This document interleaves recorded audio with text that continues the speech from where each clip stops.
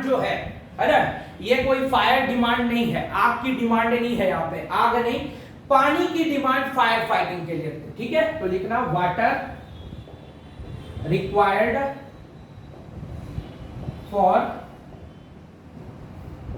Fire fighting, है ना भाई, ठीक है, इसको याद रखना। मगर कई लोग जो पहली बार देखते हैं फायर डिमांड तो ये सोचने लगते हैं कि सर ये कहीं आग की डिमांड थोड़ी है, आग की डिमांड नहीं है भाई, पानी की डिमांड है। समझ में आया?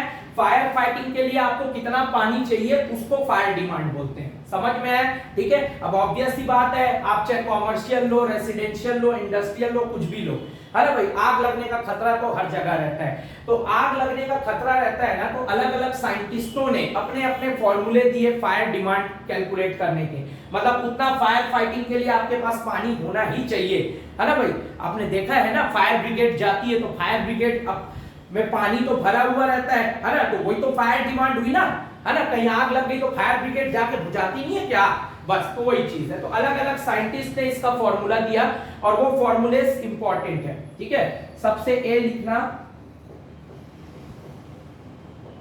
कचलिंग्स फॉर्मूला, ठीक, एक लिखना कचलिंग्स फॉर्मूला, ठीक। तो एफडी, एफडी यानी फायर डिमांड, है ना भाई, ये होता है 3182 into under root P. P क्या है? पॉपुलेशन, ठीक है। दूसरा फॉर्मूला है बोस्टन्स फॉर्मूला, ठीक। तो बोस्टन फॉर्मूला क्या होता है फायर डिमांड का? ये होता है आपका 5663 अंडर रूट पी, ये बोस्टन फॉर्मूला रहता है 5663 अंडर रूट पी, ठीक है। सी लिखना फ्रीमैन्स फॉर्मूला, ठीक। तो फ्रीमैन फॉर्मूला क्या होता है? Fire demand is equal to 1136, है ना भाई, P by 5 plus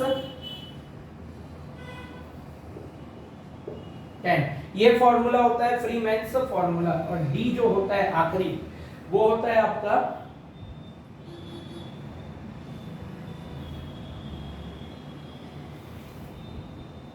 national Board of Fire under writers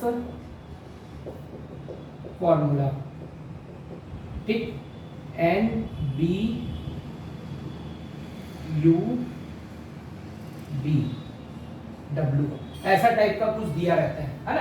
हालांकि आपको समझ जाना है National Board of Fire underwriter formula, ठीक है। तो ये फॉर्मूला दिया रहता है fire demand is equal to 4637 into under root P into 1 minus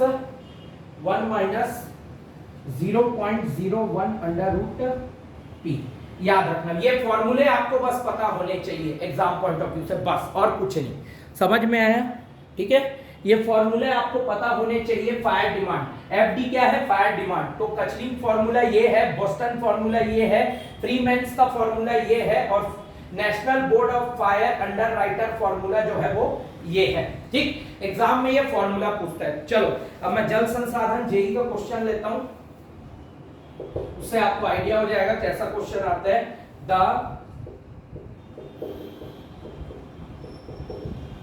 Kachling's formula, ठीक, the Kachling's formula for the estimation of fire demand, Kachling's formula for estimation of fire demand where Q is the amount of water, Q is amount of water liter per minute, ठीक है। P is population in thousands, ठीक, P is population in thousand is, ठीक है। तो चलो ये question आया था आपके जल संसाधन विभाग के जेई में। Q is equal to 4637 है ना भाई, under root P into 1 minus 0.01 under root P, ठीक। ऑप्शन बी था Q is equal to 3182 multiplied by under root P। Option C था आपका Q is equal to 5663 into under root P, ठीक है। और डी था आपका Q is equal to 1136 P by 5 plus 10। देखो ये क्वेश्चन आया था सीजी व्यापम WRD-JEE 2022। अब इससे बर्बाद क्वेश्चन क्या हो सकता है, क्या पूछा है, the Kuichling formula for estimation of fire demand. Kuichling formula क्या है, कचलिंग फॉर्मूला, कचलिंग फॉर्मूला है 3182 under root P, option B. बस फायर डिमांड को यहाँ पर उसने Q से डिनोट किया। मैंने क्या बताया, फायर डिमांड क्या होता है, water required for fire fighting, और वही चीज यहाँ पे Q क्या लिखा है, अमाउंट ऑफ वाटर, है ना भाई। फायर डिमांड कोई फायर की डिमांड नहीं होती, फायर डिमांड जो होता है वो water required for fire fighting, तो बेसिकली क्वांटिटी ऑफ वाटर की बात कर रहे हैं। तो ये क्वेश्चन आया था, तो हमने दोनों क्वेश्चन कवर किए, है ना भाई।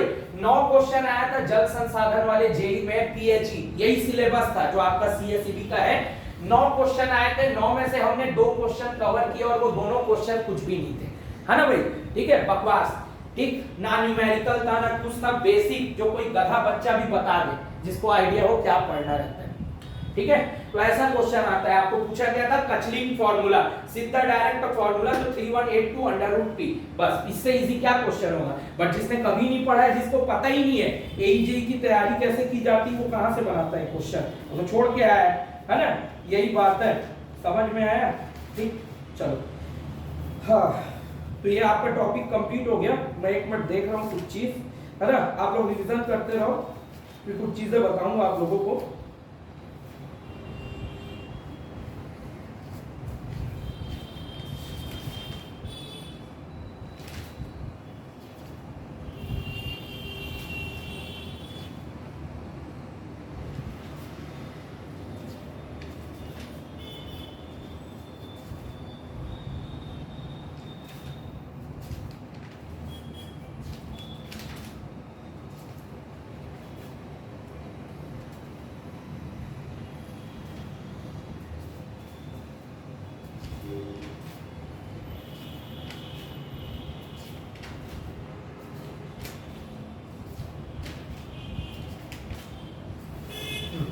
ठीक है, आई होप आपको समझ में आया होगा। हो सकता है अगले एग्जाम में कचलिंग के बजाय बोस्टन दे, तो बोस्टन होता तो ऑप्शन सी करेक्ट होता, फ्रीमैन फार्मूला बोलता तो ऑप्शन डी करेक्ट होता, और अगर national Board of Fire under Ritter formula बोलता तो ऑप्शन ए करेक्ट होता। बस इसको याद रखना। तो ऐसा ही क्वेश्चन यहाँ से पूछता है और ये बहुत इंपॉर्टेंट है, ठीक है। तो यहाँ पे आपका वाटर डिमांड और पॉपुलेशन फोरकास्ट जो 2 टॉपिक है उसके कंप्लीट हो गए सिलेबस के। अच्छा, इसमें कई टॉपिक दिए, yield of well, ground water, है ना, वो सब WRE का टॉपिक है। तो ये अच्छी चीज है कि आपके सिलेबस में टॉपिक ज्यादा नहीं है पब्लिक हेल्थ इंजीनियरिंग में, समझ में आया, ठीक है। जो सोर्सेस ऑफ वाटर दिया है ना, ग्राउंड वाटर, है ना, तो वो ग्राउंड वाटर टॉपिक उसका है एक्वीफायर का, ठीक है।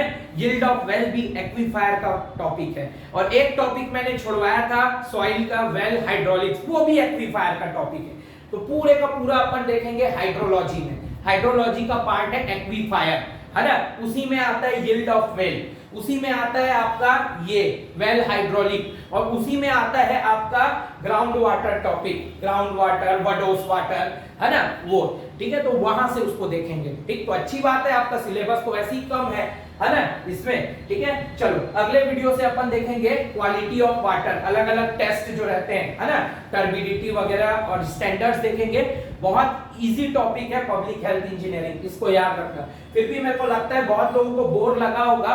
भाई देखो बोरिंग थ्योरी तो है यार, है ना, बट मैं बेस्ट पॉसिबल आपको ऑब्जेक्टिव साथ में करवा के समझाने की कोशिश करो, बट है तो बोरिंग, एक्सेप्टेड पॉइंट है, बोरिंग तो है, बट क्या करोगे, आपके सिलेबस में तो पढ़ना पड़ेगा ना, है ना। और ये नंबर लूटो है यार, स्ट्रेंथ ऑफ मटेरियल वगैरह टॉपिक से ना बहुत अच्छा है, उसमें न्यूमेरिकल है, वो इंटरेस्टिंग है, लेकिन वो क्वेश्चन बनते नहीं है। बट ये बोरिंग जरूर है थ्योरेटिकल, बट क्या पूछा था यार, आप खुद देखो, एक में पूछा डेवलपिंग कंट्री के लिए कौन सा रहता है, तो आपको पता है ज्योमेट्रिक, डेवलपिंग के लिए, डेवलप के लिए अर्थमेटिक। तो इससे इजी क्या क्वेश्चन आ सकता है, ना न्यूमेरिकल, ना मेहनत, ना कुछ, सीधा गोला मारो आगे बढ़ो। और इससे सड़ा क्वेश्चन तो कुछ भी नहीं हो सकता। आपको 4 फॉर्मूले बस तो याद करने हैं, साइंटिस्ट के नाम, है ना, कचरिंग फार्मूला पूछा था, तो सिंपल सा ऑप्शन, बस अगर आपको ये डिजिट भी याद है 3182 तो आप सीधा ऑप्शन बी मारते, है ना। अगर क्वेश्चन पूछता तो 5663 भी अगर आपको याद रहता तो भी आप मार देते, है ना। और फ्रीमैन के लिए p/5 बटे में आता है, 10 आता है, इतना भी दिमाग में रहता तो ये हो जाता अगर फ्रीमैन पूछता तो। इससे इजी क्या हो सकता है क्वेश्चन जेई के पेपर में, और ऐसे ही क्वेश्चन ना बेटा एई के पेपर में भी आते हैं, समझ में आया, ठीक है। बस यही फर्क है। किसी नए बच्चे ने मेरे को मैसेज किया था व्हाट्सएप पे कुछ दिन पहले कि सर आप लोग जो पढ़ा रहे हो सर ये तो एकदम यूनिक टेक्निक है, अलग तरीके का है, हम लोग तो ईएस में बहुत डिटेल में ये सब डेरिवेशन वगैरह भी पढ़ते हैं। बस तो यही फर्क है, किसी नए बच्चे को बहुत अजीब लगेगा, मैंने पहले ही कहा था जब ये बैच शुरू किया था, है ना, तभी मैंने आप लोगों को कहा था कि कोई नया बच्चा जो कहीं और से कोचिंग किया होगा ईएस गेट की, उसको थोड़ा सा ऊपर से जाएगा चीजें कि हम क्या करवा रहे हैं, बट एजेई की तैयारी ऐसी छोटी है, वो जब तुम पेपर दोगे ना तब समझोगे, है ना भाई। फिर भी गिरे से गिरे हालत में मेरे पास अभी भी टाइम है ना, तो 2 सब्जेक्ट तो आपका और कंप्लीट मिनिमम होगा ही होगा, है ना, और ज्यादा टाइम मिलेगा तो बाकी भी हो जाएगा। सीएसईबी के लिए, पीडब्ल्यूडी के लिए तो पूरा करवाना ही है ना, तब तक तो सब हो जाएगा, उसकी तो दिक्कत नहीं है ना। वो जब आप पेपर दोगे ना सीएसईबी जेई का, जब देखोगे हमारे नोट से जो अपन पढ़ रहे हैं और जो पीडीएफ मैंने ऑब्जेक्टिव प्रोवाइड किया है, वो सब चीजों से जब क्वेश्चन फंसेंगे ना और आप गोला मारोगे तो आपको तब पता लगेगा इस बैच की वैल्यू क्या है, समझ में आया, ठीक है। तो थोड़ा सा अलग तो है, एईजे की तैयारी ऐसी छोटी है, बस इसको याद रखना, ठीक है। तो आई होप आपको समझ में आ गया होगा। चलो अगले वीडियो से अपन देखेंगे कल से वाटर के बारे में, उसके बारे में, वाटर में क्या क्या इंप्योरिटीज रहती है, टेस्ट वगैरह, ठीक है। चलो थैंक यू।